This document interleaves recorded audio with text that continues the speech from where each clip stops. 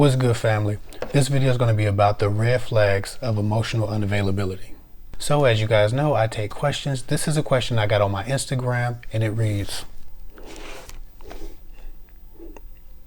"Hi Kev, I keep attracting men who seem great at first but turn out to be emotionally unavailable. Is there a way to spot the red flags earlier so I can avoid wasting my time? I feel like I'm repeating the same cycle and don't know how to break it. How can I tell someone is ready for a healthy relationship before I get too invested?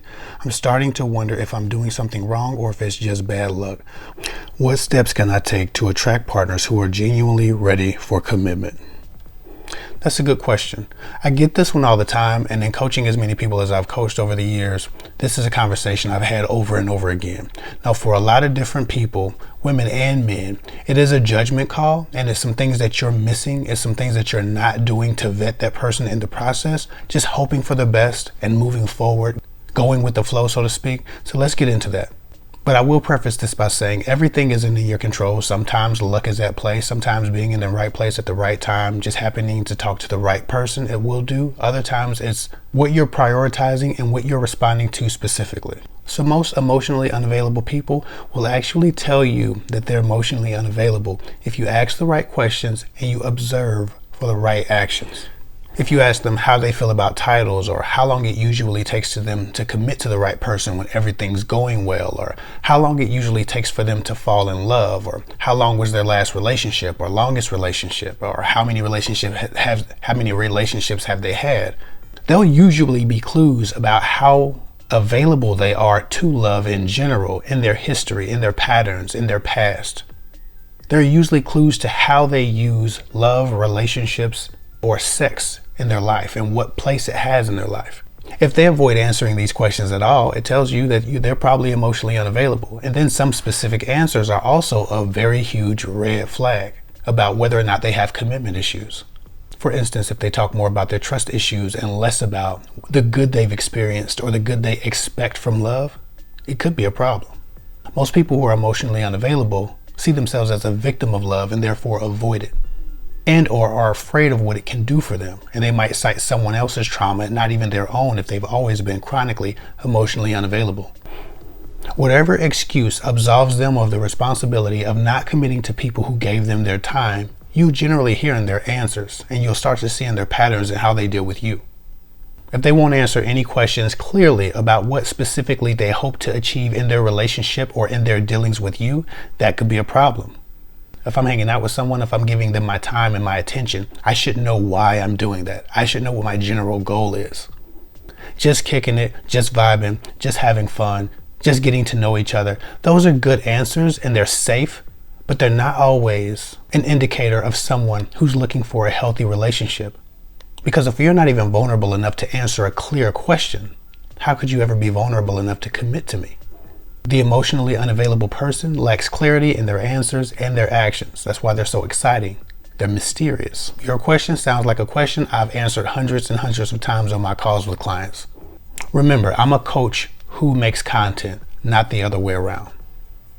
My primary job is helping people in their personal lives in one-on-one sessions. That's my passion. Consequently, I've had this conversation a lot of times. Most people asking me this question essentially just go with the flow until progress stops, and then they wonder what happened. Once progress stops, then they start asking all the questions and saying all the things they should have said when the relationship started from the beginning. Sometimes the things that they should have said on the first, second, or third date. It's good to go with the flow, but you must always be clear and always seek clarity from the partner or the person about what the goal of your interactions ultimately is. If you don't require clarity, you won't get clarity, especially from an emotionally unavailable person. And to be honest, most emotionally unavailable people don't even lie about what they want or don't want. They just don't say it. And you don't ask because you're hoping not to scare them away or be too much or be pushy. You're also sometimes afraid of the answers that you might get if you ask direct questions. If you say, "Hey, do you commit to a woman if you care about her? When's the last time that you were in love? How long were you in love? What do you want from me specifically? Do you see us going somewhere serious? And if so, what does that timeline look like in your mind?" Of course, I don't need you to commit to me right now. I just want to know where you're at. I just want to make sure we're on the same page. Most men and women who have this issue aren't asking those questions because they're afraid of the answers. Because in their subconscious mind, they know that this person might not be trustworthy with their hearts, but they're hoping to be wrong about that. They allow ambiguous answers to any questions they may ask. Most of the time, you kind of already know because most emotionally unavailable people tend to remove themselves for small periods. They disappear. They do certain things to neglect the pattern that's been established, partly because they don't want to establish an expectation in you and they want to manage that. They also want to set the bar low enough for themselves to sustain what's happening. And if they do too much too soon, too much is expected and it creates discomfort for them. So they don't.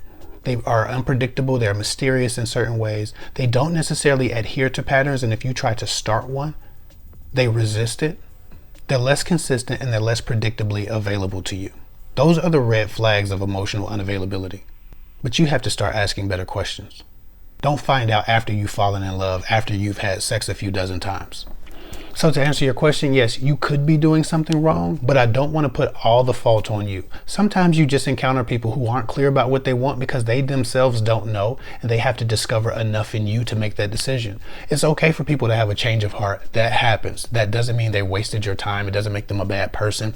Even if they're emotionally unavailable, it doesn't mean they're a bad person. It doesn't mean they're trying to use you. You're supposed to require clarity when you're moving forward in a relationship. You can't change the world, you can only change yourself. So change that portion of how you're doing things to make sure you're requiring that clarity.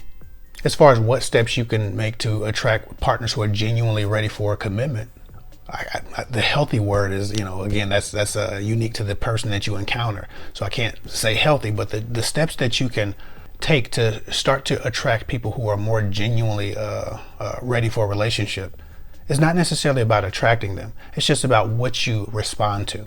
Start to respond to the more consistent people, the more predictable people. We have to stop putting it in our minds that if somebody's available to us or they answer every call or they call too much or anything like that, that if their proximity needs are either the same as ours or a little bit more intense than ours, that somehow or another they're not capable of a healthy love. They're not capable of scaling it down or meeting us where we are. Sometimes we discredit people for actually showing signs of interest in us. Sometimes we discredit people and devalue them for actually seeing the value in us. And that's a thing that I see a lot of women who have this issue with emotionally unavailable men and a lot of men who have an issue with emotionally unavailable women. They have this problem where when someone likes them, when they're available, when they're very clearly and intensely in desire for that person, it's like, oh wait, what's wrong with this person? Oh, they seem desperate. They're too easy. It almost is like we don't want the love we've prayed for, we've begged God for, we've asked for, we've cried about not having.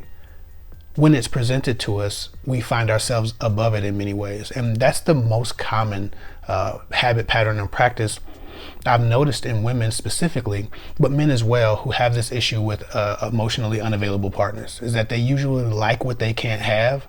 And that's the trigger. When they realize they can't have someone, that's the thing that causes them to really, fall in love, is that this person is just so slightly out of reach. And I think that's a part of your internal programming.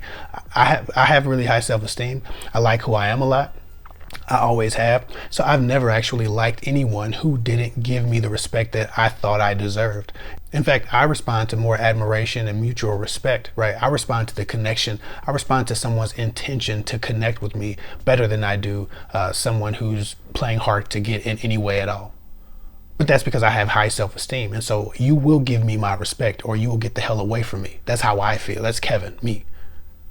A lot of my clients who have this emotionally unavailable problem or issue in perpetuity don't have that same mindset. They're attracted to people who are indifferent to them. They're attracted to people who play games. They're attracted to people who are too mysterious or more mysterious. I'm sorry. I don't like mystery. I like my woman to be solid, to be stable, and to be trustworthy. Those are all things a man should be for a woman as well. So when you meet a man who doesn't appear to be solid, stable, trustworthy, or predictable, you're probably dealing with someone who's emotionally unavailable. And as much as it's not as exciting as a guy who keeps you on your toes, it's probably the thing that's going to benefit you the most in love. So start responding well to that. even if it's not a top 10 guy that all the other women like, even if it's not the tallest or the richest or whatever. If you're prioritizing love and you want healthy partnership, you have to respond to people who are presenting that. And if they're not your type, move on to another person who's presenting that. But the prerequisite needs to be consistency, predictability, and availability. With that said, if you are dating online and you're tired of getting boring ass DMs, having dead end conversations that leave you so bored that you're just abandoning the conversation or blocking people because they're wasting your time, try Gone Chatting. Gone Chatting allows you to start your own chat room to connect and converse with people of like minds. If you want to go from that chat room to a personal video call or a speed date, you can immediately, instantly, for free. We don't do DMs. There's no wasted time talking to people in emojis and acronyms and text messages and just get bored. You just like, match, and video date. Try Gone Chatting today if you're tired of the same boring, dried up messaging systems. I'll get with y'all later.